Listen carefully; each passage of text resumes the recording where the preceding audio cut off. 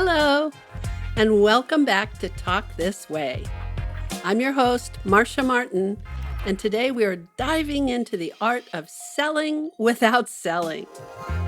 Have you ever felt uncomfortable with traditional sales methods? Perhaps you've sensed a disconnect between your desire to inspire others and the pressure to persuade them. Today we'll challenge the traditional view of sales and explore a compassionate approach that emphasizes presence, patience, and authentic sharing. From discussing my philosophy on selling and persuasion through the differences between enrollment and traditional sales, to sharing practical wisdom on building a training and coaching business, we will guide you through a transformative journey in the world of selling. We'll also be diving into personal stories that illustrate principles of connection and authenticity. Together, we'll explore how to make genuine connections, even in large groups, and how to recognize and adapt to cultural differences. Whether you are in sales, marketing, or simply interested in creating more authentic and compassionate connections in your life, this episode is for you. Let's get started. Great. So welcome everyone to our My Bigger Business community call. And in these calls, everyone that's been with us already knows that this is your opportunity to get top hands-on tips from our guest experts that you can apply in your speaking business right away. You can ask your own personal questions on how to make your speaker business flourish further. This is your space to exchange with other professional speakers, to get help and support from others on your own high priority projects, and also just simply take a break and have fun with us on these calls. Well, as you already know, we make this very interactive, so ask your questions anytime. You can put them either into the chat or unmute yourself and step in. And also, again, organizationally, just mute yourself when you're not speaking as we record this video and you want to have a sparkling recording. So our topic today is the art of persuasion. How to sell without selling. And I think this is an incredibly promising title. And to be honest, one of the leading people in the world to answer this question is really here with us tonight. And she's a real jewel, like all our expert guests, of course, are. And she's a little more sparkling even. And you can really look forward to a very special call today with us. And before I introduce her, before I mention her name, let me share some of her fame. Our guest today is really an original founding member and vice president of AST, which stands for Erhard Seminars Training, now known as the Landmark Forum. A lot of you might have heard of the Landmark Forum or have completed a training with them.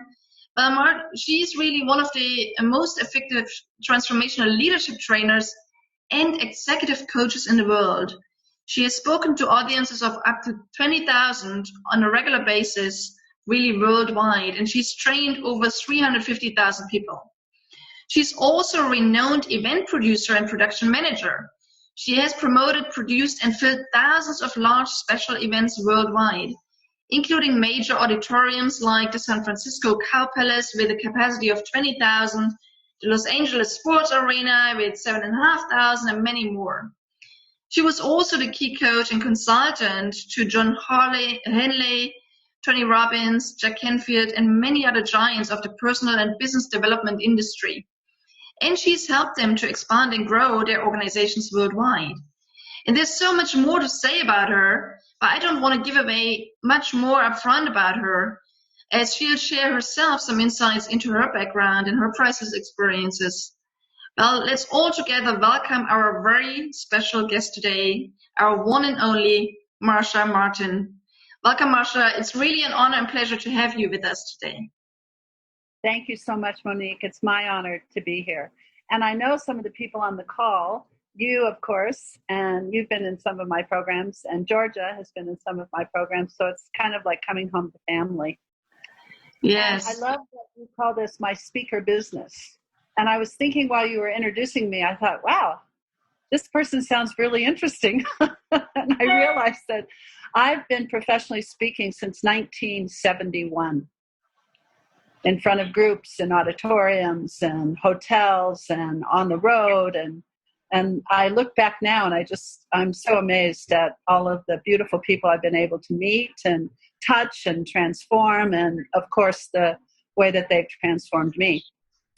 And in my work, because I was one of the founding members of EST, which goes back a long, long way.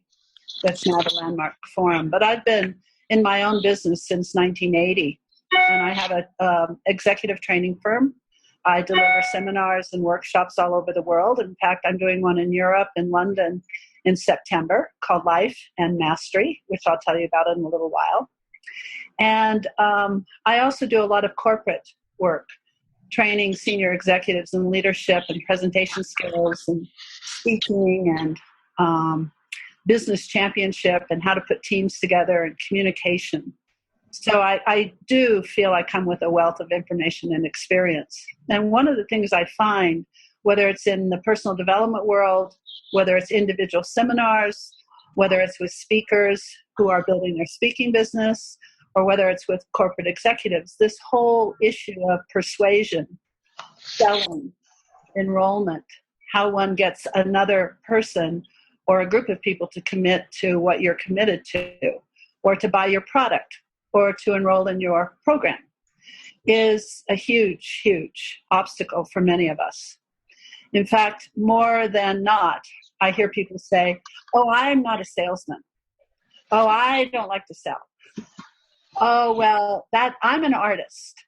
Well, I'm a speaker, but I don't like to sell. And I always have laughed because I've trained trainers and seminar leaders and speakers my whole life. And everybody wants to be a speaker. Everybody wants to be a trainer. And the one thing that many speakers and trainers forget is in order to speak and in order to train, you have to have someone to speak to. And you have to have someone to train. So the art of persuasion, selling, is something that we all need.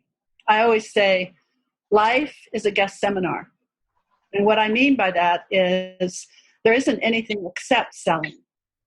That's all there is. I laugh when people say, well, I don't sell, and I'm not a good salesman, and I don't want to sell, and somebody else does that. And when you look at life, we're always enrolling people. We're enrolling people in small things. Come to the theater with me, or marry me. We're enrolling people in big things, give funding and donations to my organization and my foundation. We're enrolling people in our products and our programs and our businesses. Come and do my seminar. So it's everywhere. I, fortunately, have always loved selling. I love it. And I remember when I was a young girl and I was selling books door to door, and my boss had another woman that was also selling encyclopedias and reading programs for mothers door to door. And he said, she never gets an order. So Marcia, would you go to the field with her? And would you find out what she's doing or not doing? And I went to the field with Janet, and I watched her all day long. I watched her how she got indoors. I watched her when she presented. I watched her when she was interacting with people. And she was amazing. People loved her. She did everything right, and she did everything that she was supposed to do, except the most important thing, which was she never asked for the order. She never told people how to buy. And people get scared at that point. They stand back and they say, well, I hope they buy, and they wait for the person to make the decision, and they wait for the person to tell them that they're going to buy. So I want to talk about sales in a way that's a little different than most people think of it. First of all, there's nothing except sales. So every time you say, I don't like sales, it's like saying, I don't like life. I don't like living. I don't like joy. I don't like breathing. It's like silly to say that. Now, you might not understand it, so you might be confused about it. So you might say, well, I don't like it, or you might not think that you're good at it, but it really is, from my perspective, the only thing that there is. Life is a guest seminar. You are enrolling someone into something all the time.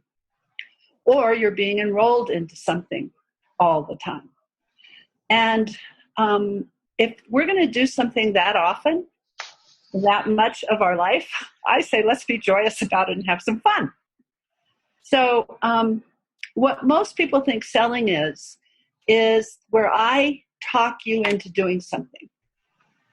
And if you take and break that down and see what that means, usually what people think it is that I need to tell you what you need, what you want, what you can afford.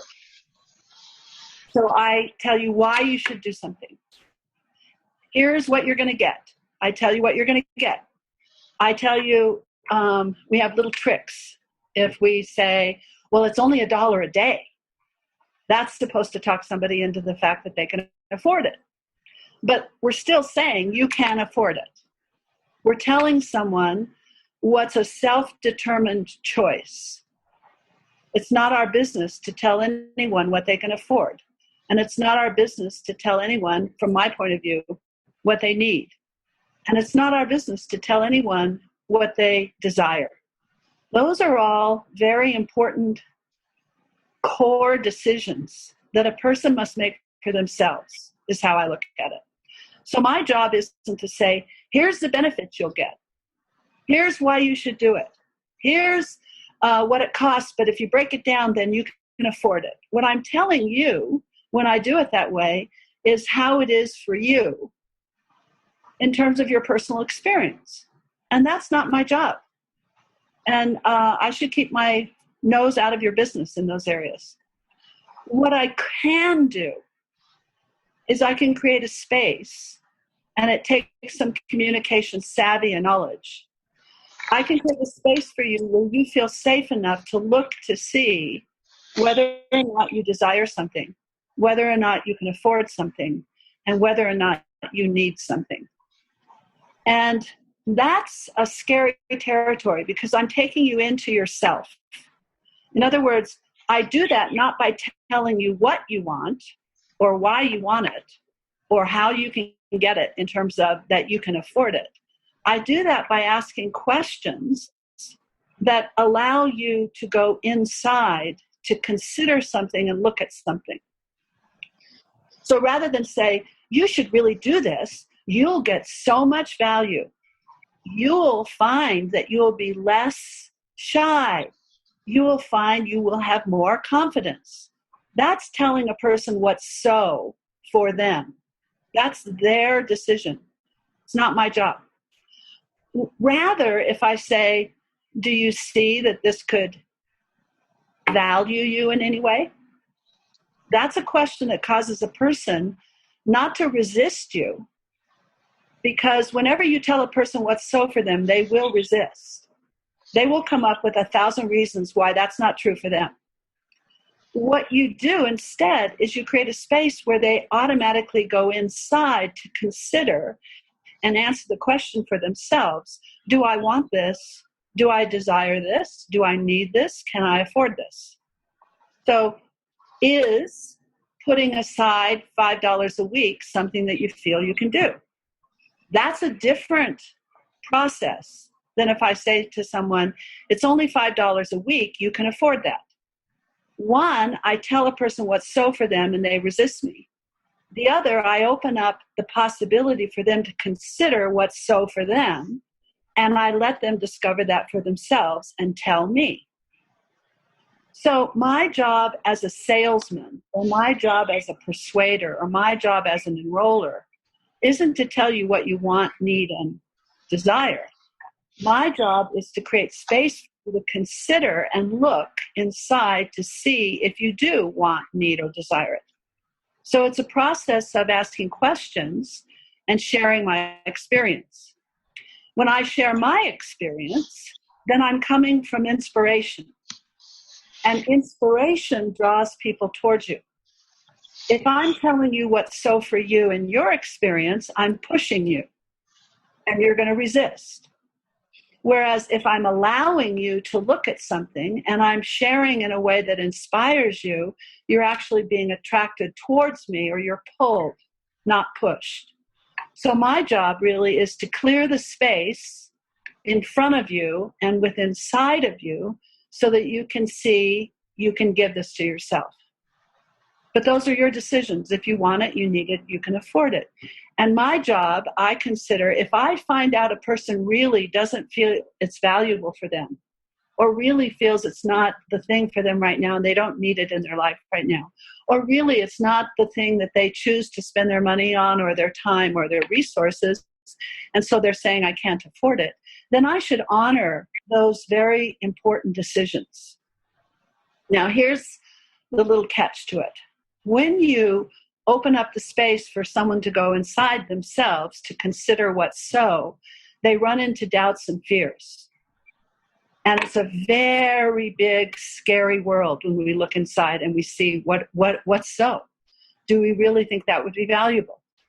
Because we run into our reasonableness. We run into the things, the reasons we give ourselves why we can't have what we really want.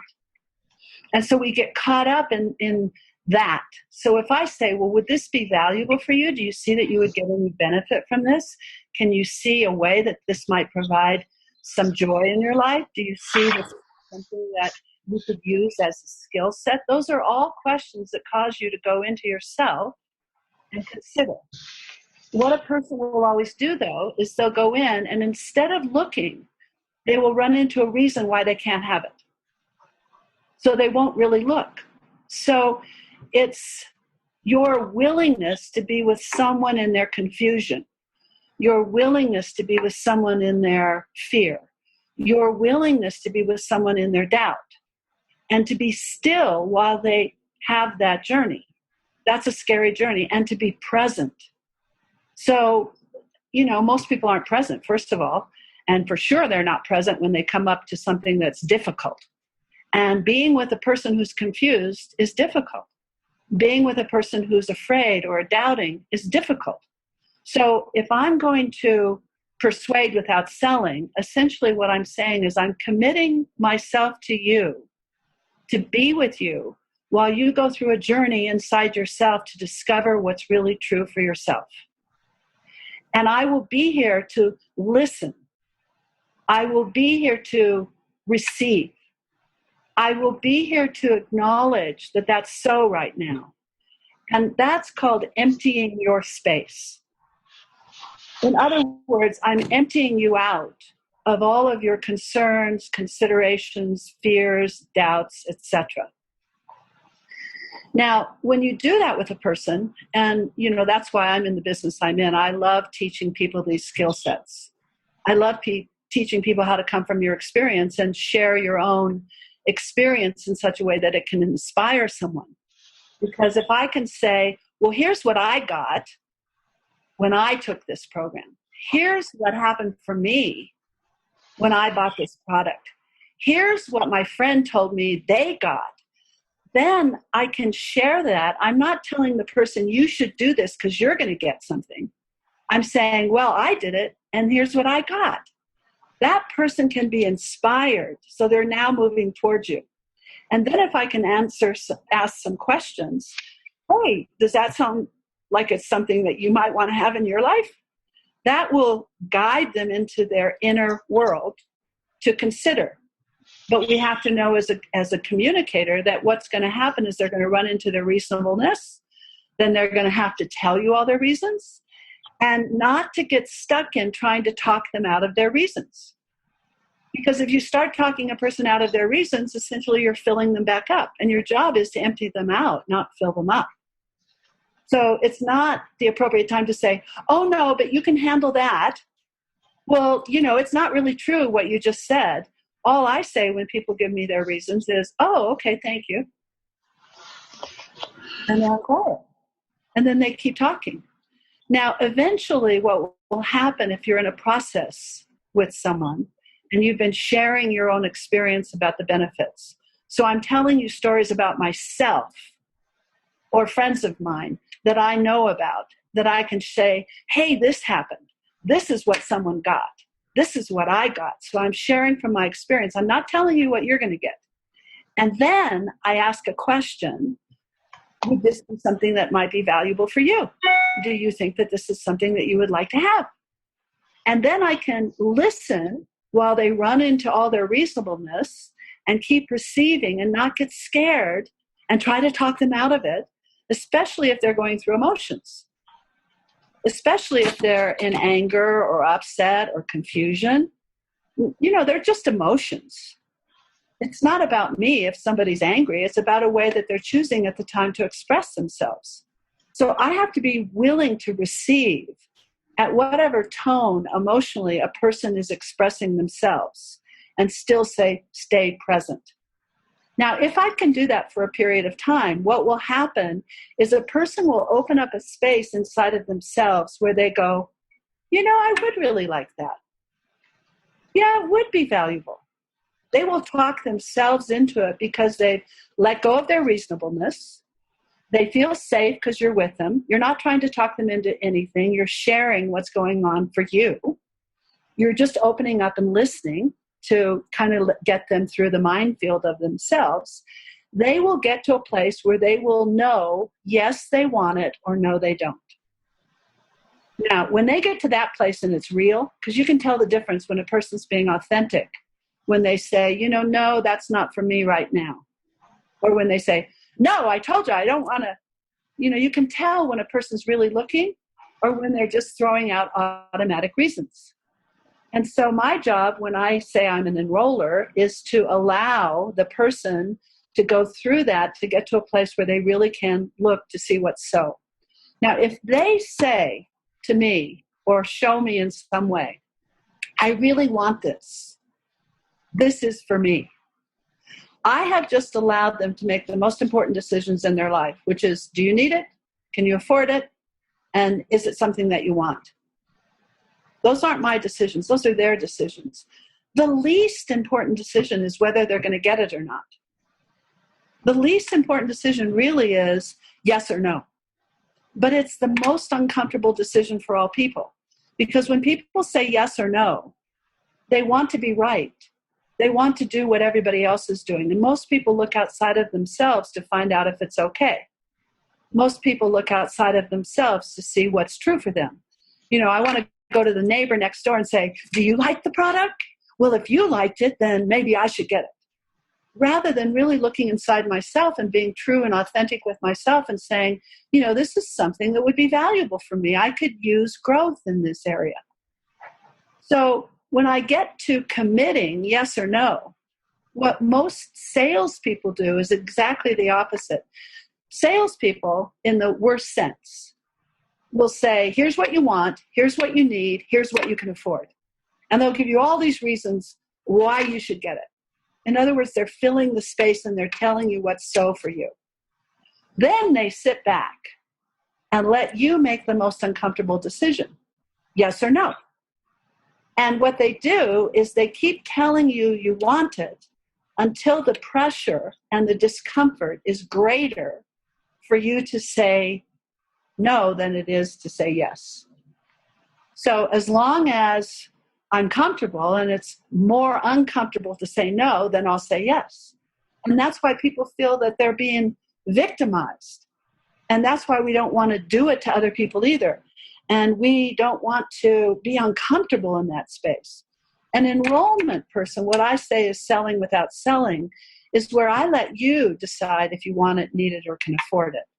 By sharing my own experience and by asking you questions that allow you to look. And then by being willing to be with you while you're giving me all of your stuff without pushing back. If somebody says, well, I just don't do something like that, I don't say to them, well, you should. I say, oh, I understand.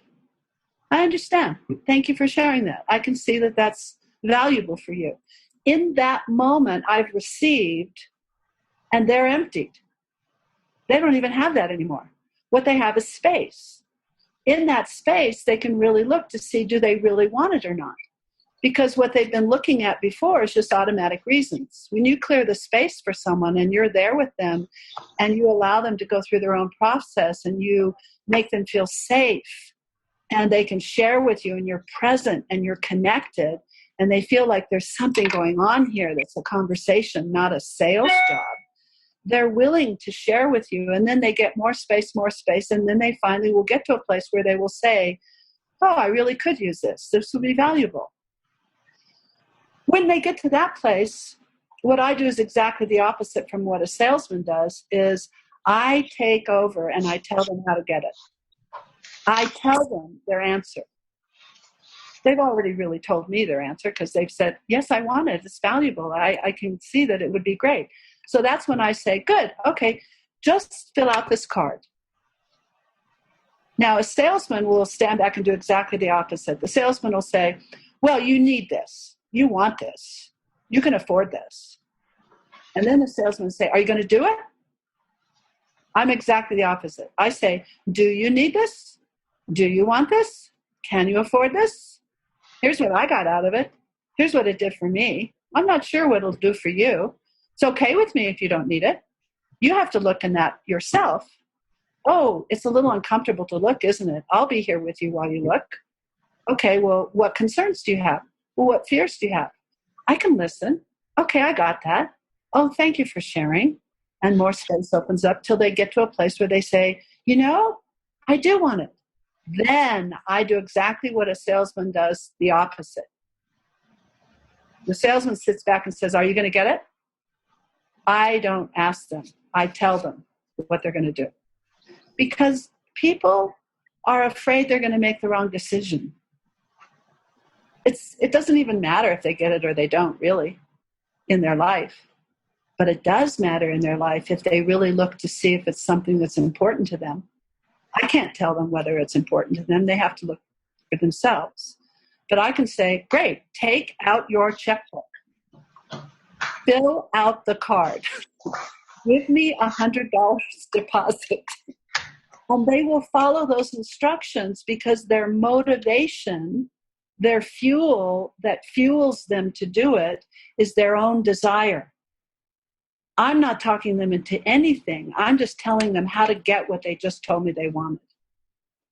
Now, the other thing I want to say, and then I want to open it up for questions and comments and have a conversation with you all, is you have to be very sensitive and compassionate with yourself and with others whenever you're in a situation where you're offering something for someone to consider to get.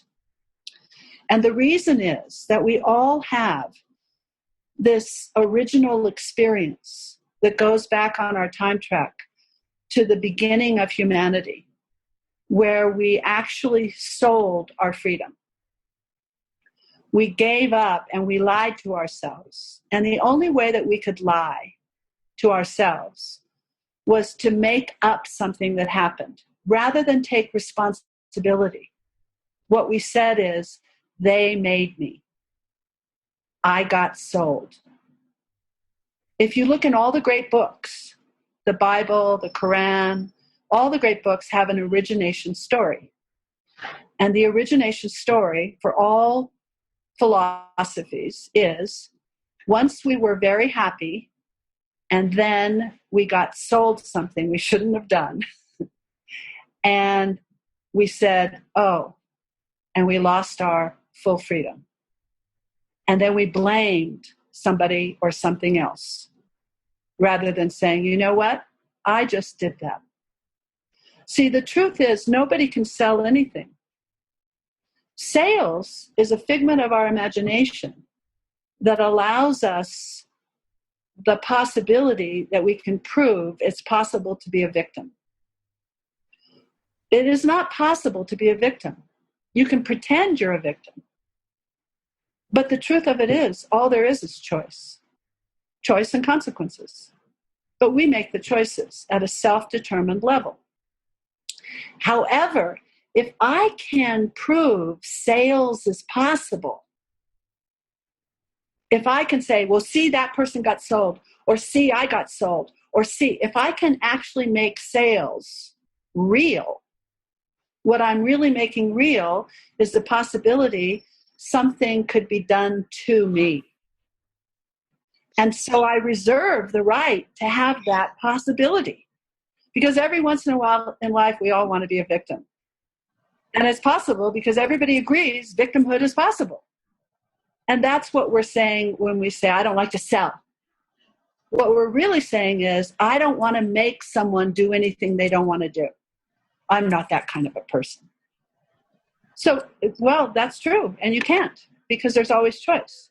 So the thing is to understand that at a very deep level, you will get triggered and reactivated. This old incident that happened in our consciousness of humanity a long time ago, where we lost our freedom and where things weren't so great after that, gets triggered. And it's not just triggered in somebody else, it's triggered in ourselves. Have you ever gone into a department store or a hardware store or somewhere where you're looking around and some salesperson comes up to you and says, "Can I help you?" And you go, "No! Leave me alone." That's ridiculous. It's like an inappropriate response. They didn't even do anything except ask if you want some service, because we just got reactivated. We got triggered. We don't want that to happen again. So when I'm in a communication with someone and I'm saying, is this something that you would like to have? I have to be aware of the fact this person is about ready to go through a minefield. And I need to be there and be sensitive and present and loving and compassionate, not only with them, but with myself, so that we can keep emptying the space so a person can even look to see authentically, do I want this or not? And the way a person, there's two steps to this process. One is you're asking questions so a person can look and you're receiving whatever they're saying so that they can empty out.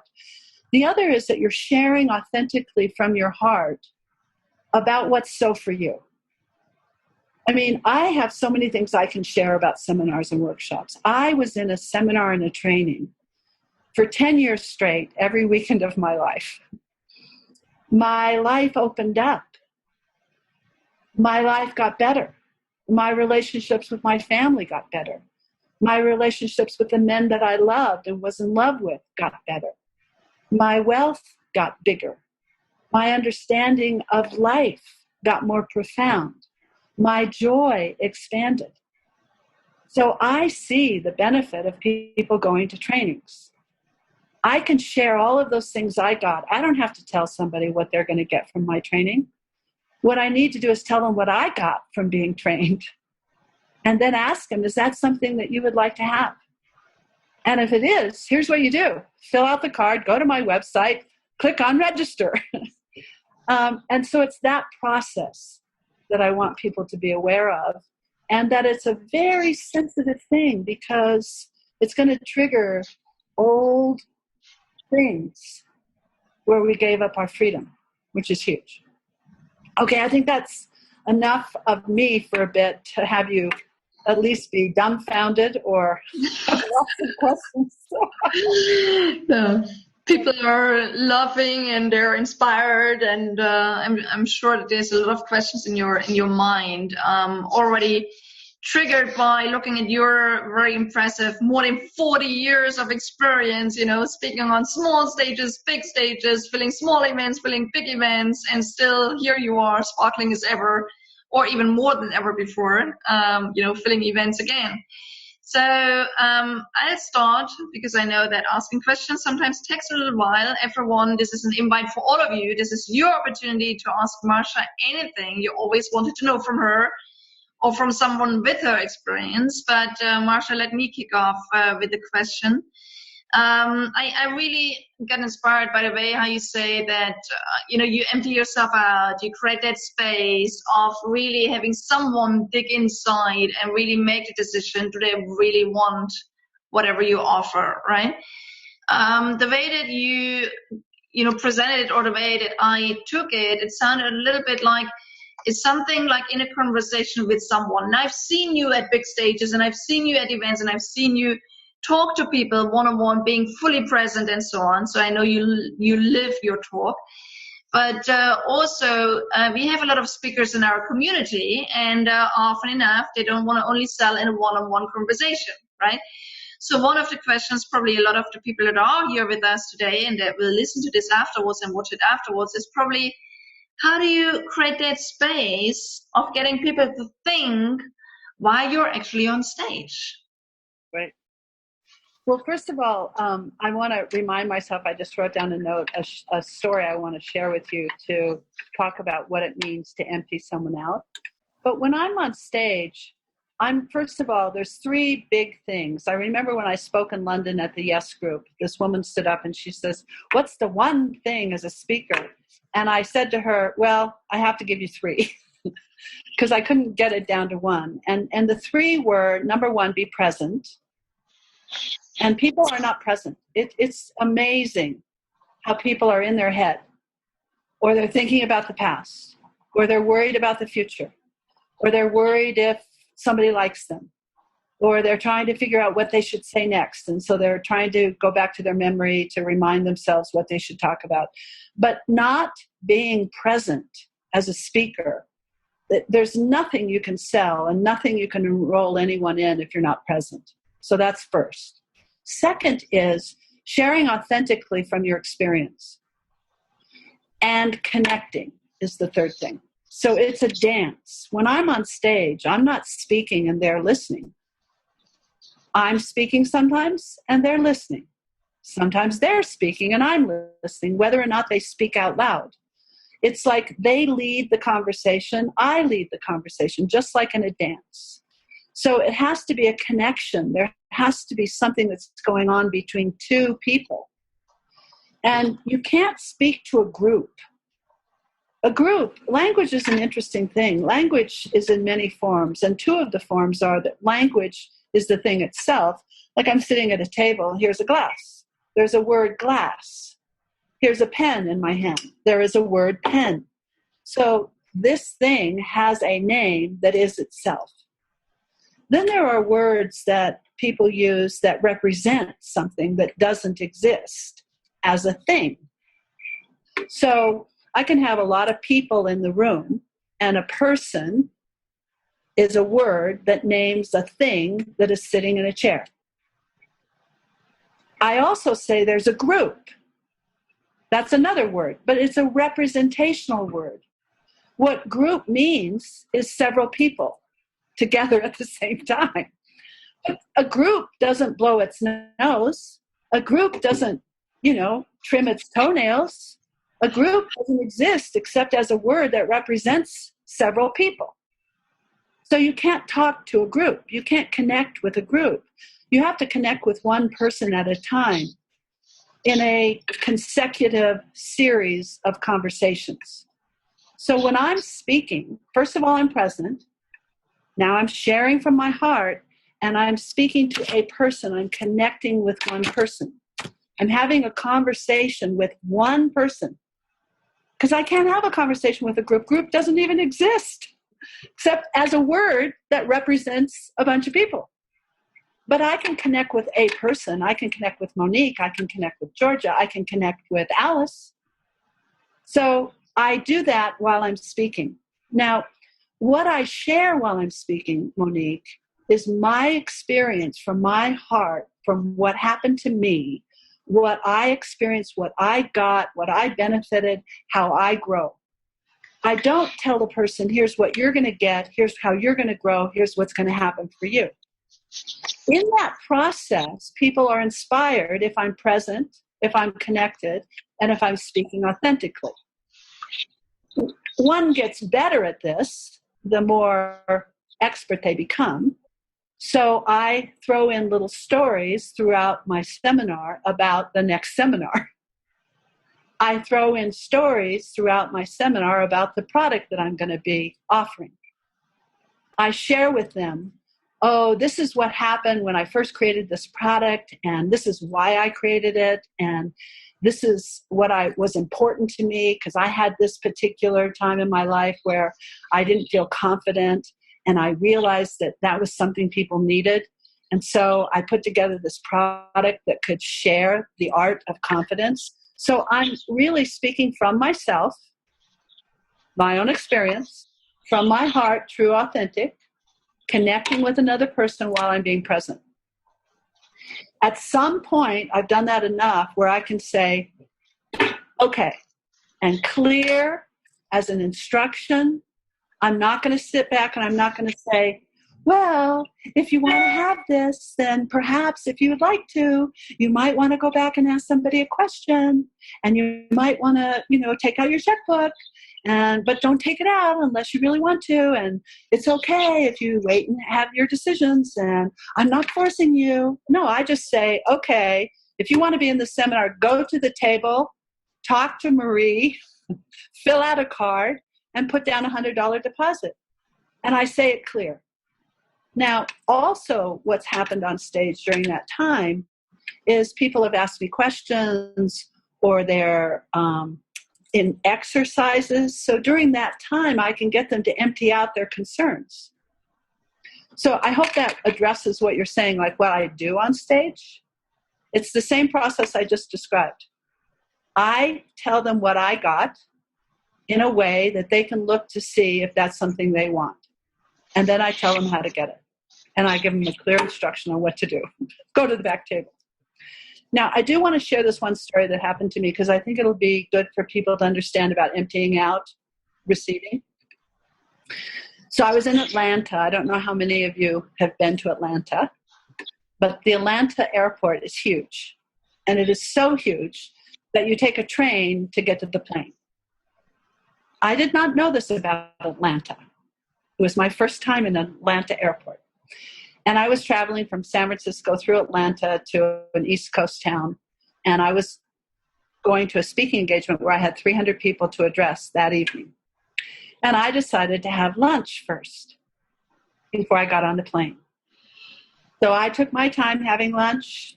And then it was just about time for the plane to leave. I went to the gate, I thought. Only there was a train instead. That was going to wherever the gate was, which was a long way away. And by the time I got to the gate where it was after the train, the plane had left. I know. That was very, very upsetting. So I realized, oh my God, here's the situation I'm in. I need to be at a time, at a place where I'm the speaker. I need to get there. I'm holding a ticket that's non-refundable, non-exchangeable. Non, everything. And I realized this, and so I think to myself, okay, I've only got one chance here. I'm going to have to share so totally from my experience and my heart.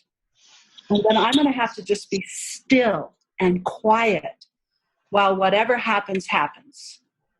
Because I'm going to need to create a lot of space for a person to find the space inside of themselves to solve this problem. So I went up, and I went to the counter, and I made a connection, and I was totally present, and I got every love vibe I could have that I was thinking of about this person behind the counter. And I said, here's what just happened to me. And I shared with her that I had missed this plane. And then I said, what needs to get to be done is I need to get on the next plane, and I need a ticket to do that. And I shut my mouth. And I didn't speak for almost maybe 20 minutes while this happened. Nothing. Usually I can say, yes, okay, I understand. But I knew at this point it was so precarious that I just needed to be still and present and connected and authentic. And here's what happened. This woman said, oh, I'm so sorry, Miss Martin. She looks at my ticket. She says, your ticket is non-refundable, and there's nothing I can do. Now, that's about as long as anybody can handle silence before they're going to have to start talking again. And she did. She said, I mean, if there was something I could do, I would really want to do. It's just I have nothing, and I can't make these decisions, and I'm so sorry. We'll have to get you another ticket. We can get you there on time, but it's going to be another $750. Nothing. And then she said, I mean, I don't even agree with these rules, and I don't know why we have them. But maybe there's a chance that somebody else or an airline that we have an agreement with, and gee, let me see what I can do. And she gets busy on her computer, and I'm just quietly being with her, quiet. She comes back and she goes, I knew it. It's just not possible. I'm just so sorry. But, if you give me your $750, we can make this work. Nothing. And then she says, I wish that my boss was here because he might have the authority to get this done, but he's at lunch and I don't know how to reach him. And so I just have no authority at all. And it's just not possible. Nothing.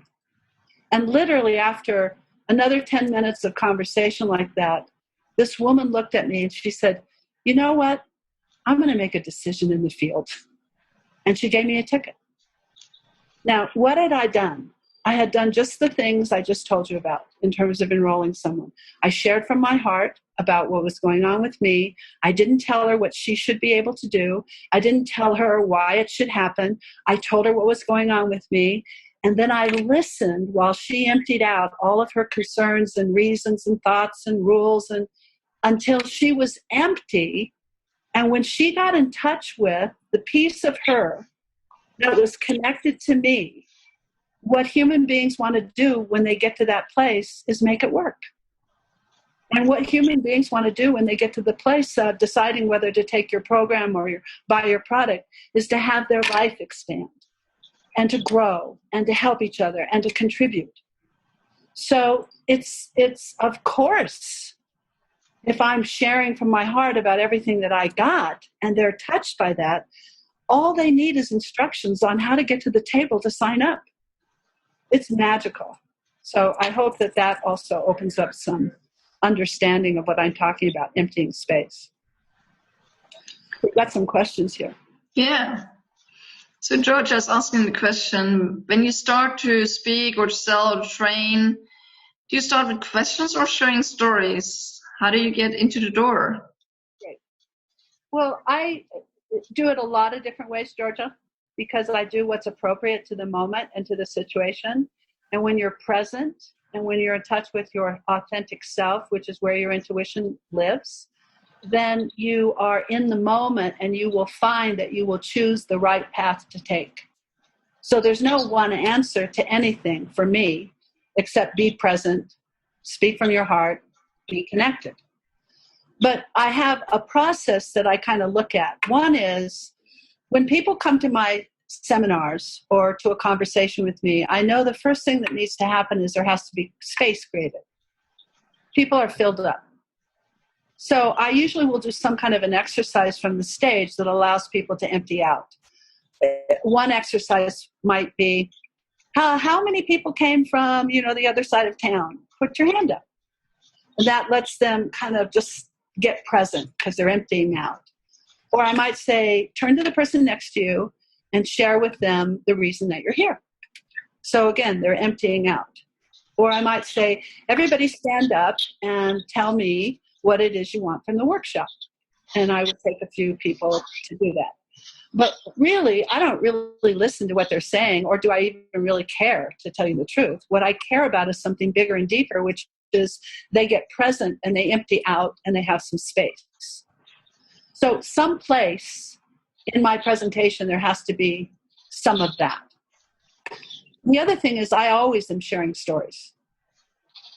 I share stories from my life, and I don't just share the great stories. I tell people where I hurt, what hasn't worked, where it's been broken, where I've been sad, what I did to move from that place, because that will allow them to connect with me.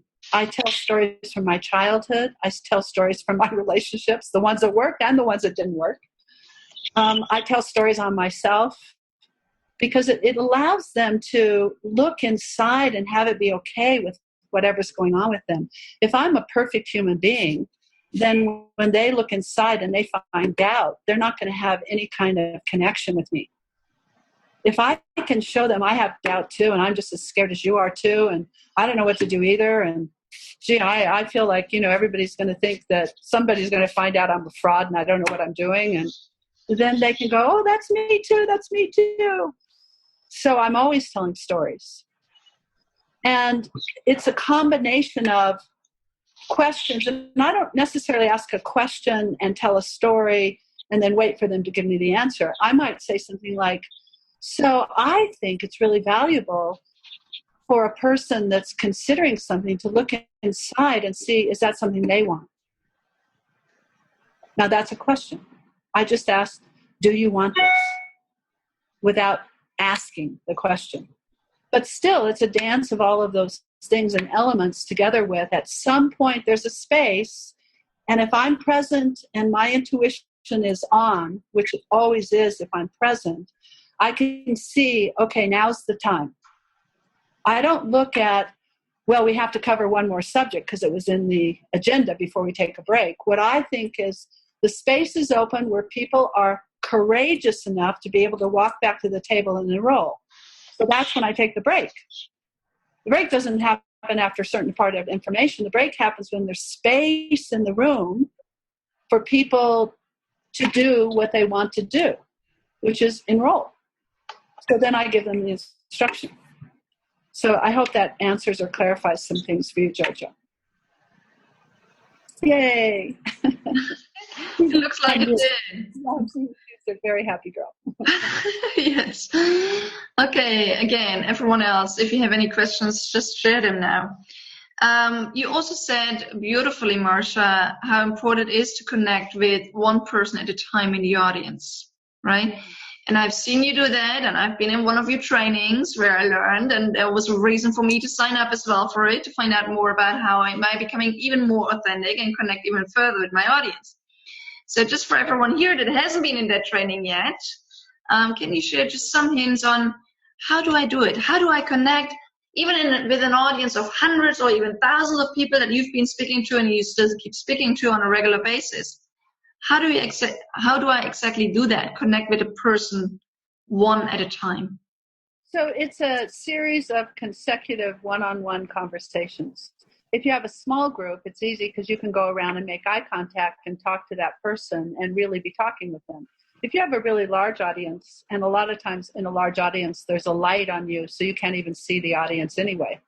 But if you think about what news reporters do that have television shows that are really good, they seem like they're talking right to you. There's a thing in media, I've trained a lot of media personalities, and there's a thing that you learn to do that you speak through the camera. They don't look at the camera lens, because if you see a picture of a person, if a person's being filmed and they're looking at the lens, you can tell they're looking at the lens. But usually people who are expert in that business, it seems like they're talking right to you. Well, they are. They're what we call mocking up. They're pretending to look through the camera to you sitting on a couch in the living room. And so they actually are speaking to a person inside the camera, on the other side of the camera. And you can tell the difference. So in an audience, when you have a large audience and you can't see them, you just mock up. You pretend, you imagine there's one person out there you're speaking just directly to. And, I can look right now, I'm looking out the window at the mountains and the trees, and it's so beautiful, but I can pretend there's a person over there and have a conversation. And I'm pointing, imagining, focusing on a person as if we're in a conversation. That experience comes across. And what happens is clusters in the audience have the same experience. So the person where you're looking at has the experience, and the cluster of people around them also. So you look in one direction, you look in another direction, you look up front, you look towards the back, you look here, as if you're speaking to one person. And it's a consecutive series of one-on-one conversations, whether it's in a small group or in a large. There's a question that came up here I think is very interesting. It says, do you find that there are cultural differences that impact the sales process, or is it pretty much universal? Well, I find certain things impact and certain things are universal. What I find universal is everybody thinks there's something wrong with selling.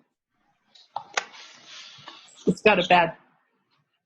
Even the people that love selling will say, but of course, I only sell if I believe in the product. See, they have conditions.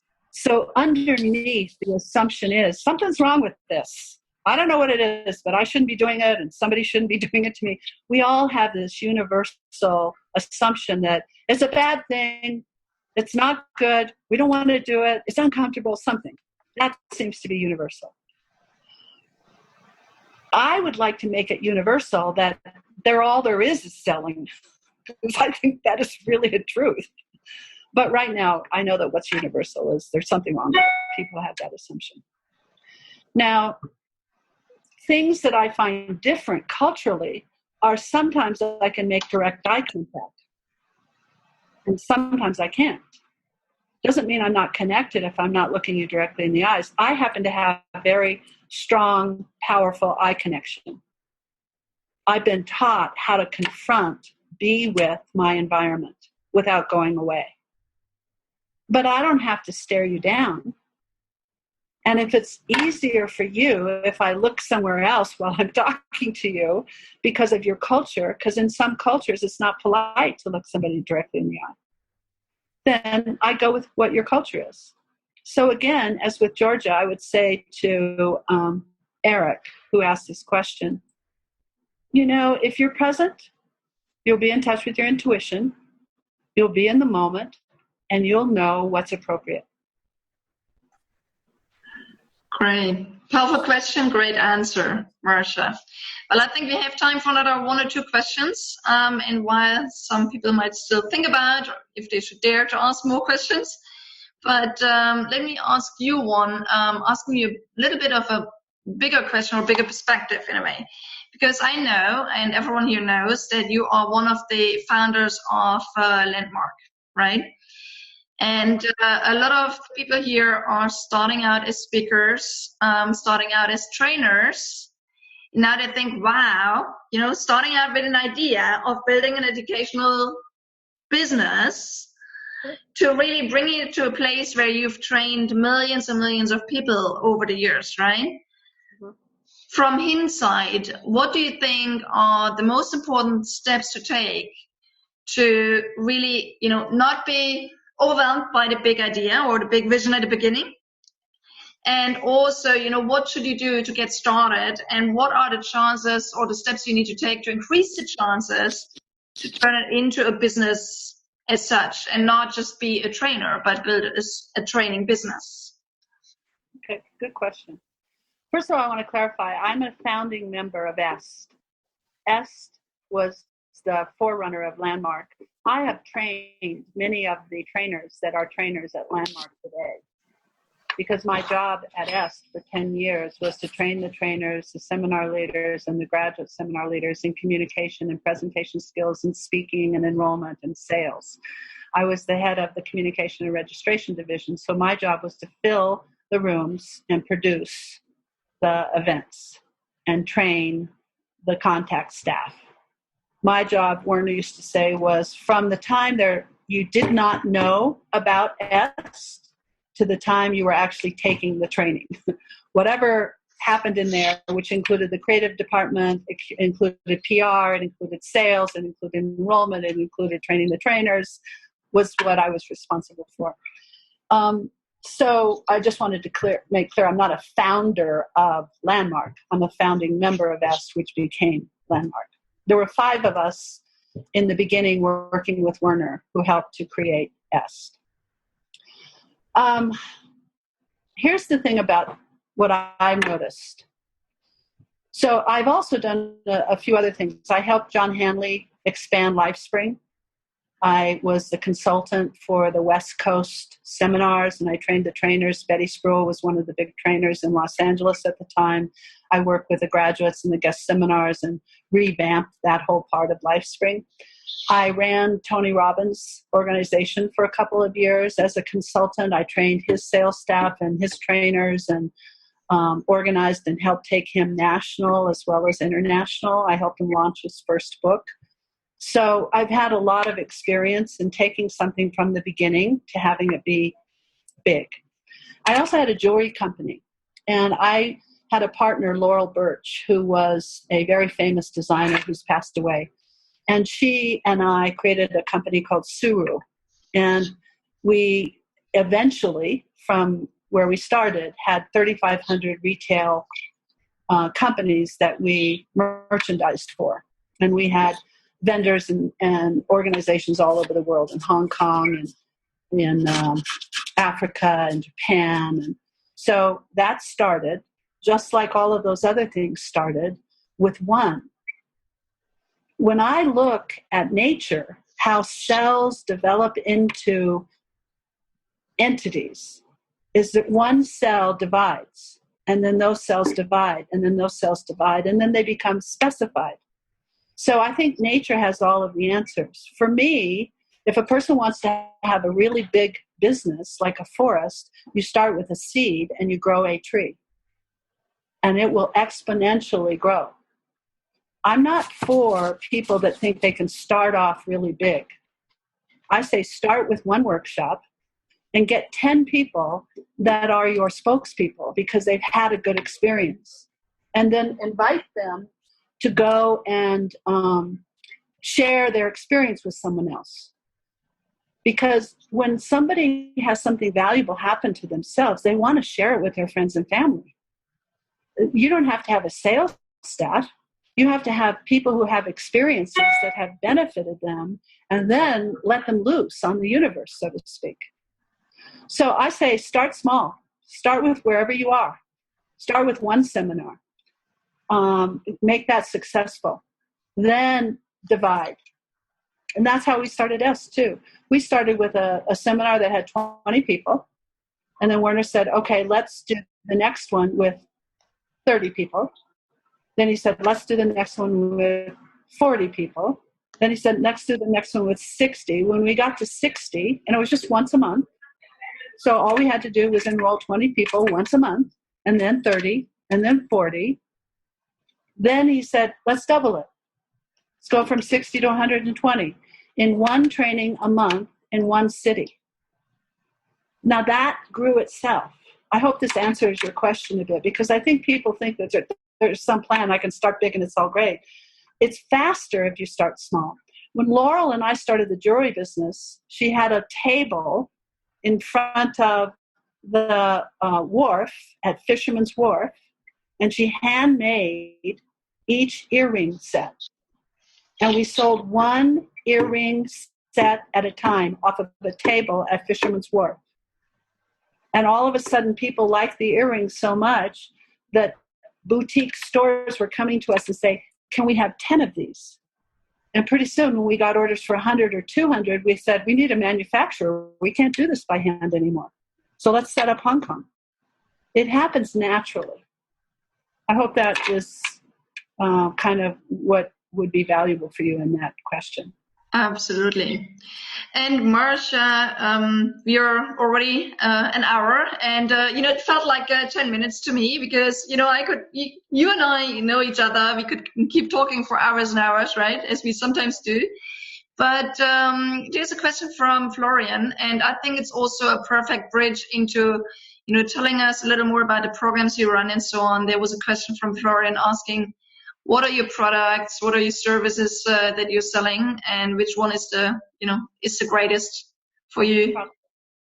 Well, how I do my seminar business and my business is exactly what I was just sharing with Monique. And just so all of you know, in Europe, because I know many of you are there, I'm leading a seminar called Life and Mastery September in London at the Holiday Inn in Kensington. It's September 16th, 17th, and 18th. And you can go to my website, which is www.marciamartin.com, MarciaMartin, and you can find out about it. I would love if all of you were there. I find if I do a seminar and I have between 20 or 30 people in the first seminar, that I can create a tribe. And those 20 or 30 people will want their friends and family to come to the next seminar. So I start there. And I make sure it breaks even. I don't go for profit in the beginning. I go for community, a foundation, a tribe, and a break even. And then what I do is I keep that seminar going for a period of time till there's a community of people that have had the basics from me. Because Life and Mastery is really the basics of communication, the basics of enrollment and sales, the basics of leadership, the basics of connection. So I want the people that I'm working with for advanced courses to have that. I don't want to have to do it again. So that's my entry-level course, Life and Mastery. Then what happens is this. It opens up individual coaching. So as I get people that are connected to me and feel safe and get value, somebody's going to come and say, can you coach me? It opens up executive and corporate accounts, because what happens is there will be a president there or a vice president or an HR director, and they'll come and say, can you do this? Can you create this so that we could do it for our team? Can you create it so we can do it for our company?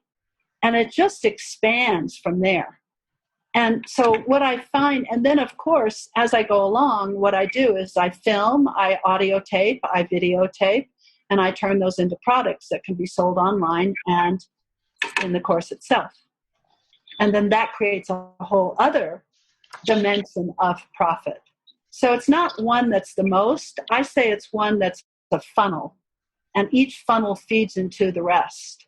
After you do Life and Mastery with me, then you can do Power of Speaking, and I can teach you to be a speaker. Or you can do Relationship Secrets, and I can teach you about love and sex and spicy and juicy kinds of things, which that's one of my favorite workshops. Or you can do Enlightened Leadership and learn how to create championship teams.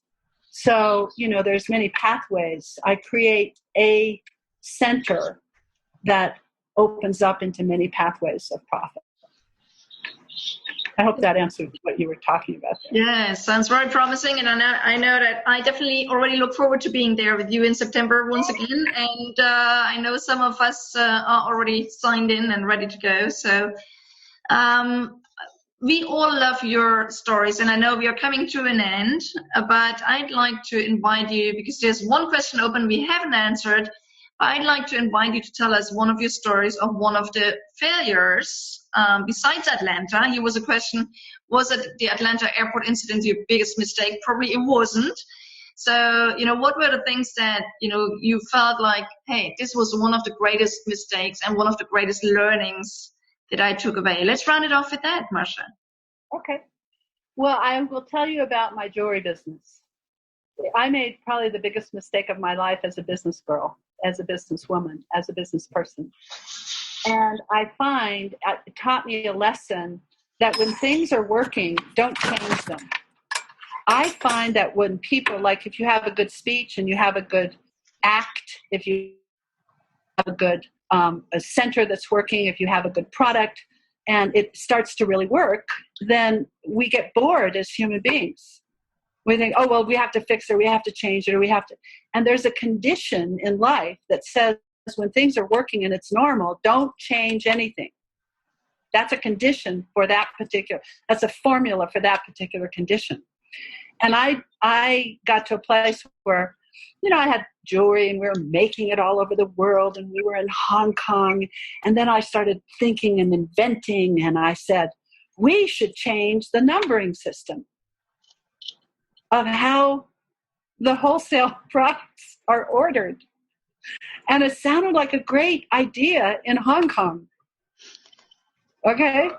I didn't put the two together, that the numbers being changed at this end were going to affect the buyers at the other end. And so there was no middle that was cohesive. And literally, I, was ready to do a trade show and had to rechange and reprint and everything, all of the tags, the numbers, the systems, and it took us down almost. So I learned, don't change something when it's working.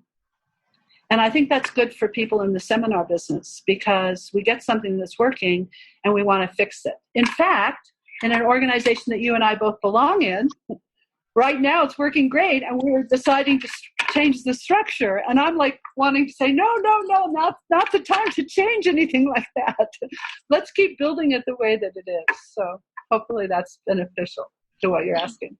That's been another very, very powerful story. And thanks for all the other stories you shared. I mean, I'll keep in mind one of the most powerful messages for me personally today, and I heard it before and I need to hear it again and again from you, is just, whenever you are going out there as a speaker, as someone that wants to sell something, even in life, right? I mean, this applies everywhere, really. It's like, be present, share authentically, build connections one by one, right? Very, very powerful message. So thank you so much for being with us, Marcia, today. I know you even drove quite a long distance to be able to be with us today. So I just want to make everyone aware as well that, what effort you took to really be with us today. So it's really amazing to have you on. It's been an honor, a pleasure. And, I hope that you build even more connections with the people that have been here today, with the people that will watch this recording afterwards. So it's really an honor and pleasure to have you also as part of our community. Yes, thank you. I feel honored to be here with you guys. Yeah.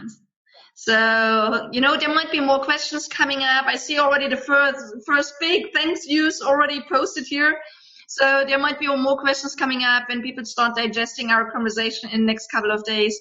So there's an invite for all of you. If you have any more questions to Marcia or on that topic, please post them in our community. Marcia, it would be great if you would had an eye out for a couple of days to see what's coming up, engage further with people. And thank you very much for being with us today. Thank you, everyone, for being with us today. And we look forward to our next community call next month, where we're going to have another sparkling guest. But right now, I just see your big smile. So thanks again for sharing all your stories, insights, wisdom of more than 40 years of experience. So thank you for being with us, Marcia. And thank you, everyone, for being with us today. Thanks for all your openness, for your asking questions, for interacting and engaging. So let's see where we go and what stories we have to tell. And we are 40 years in that business, so it's going to be amazing.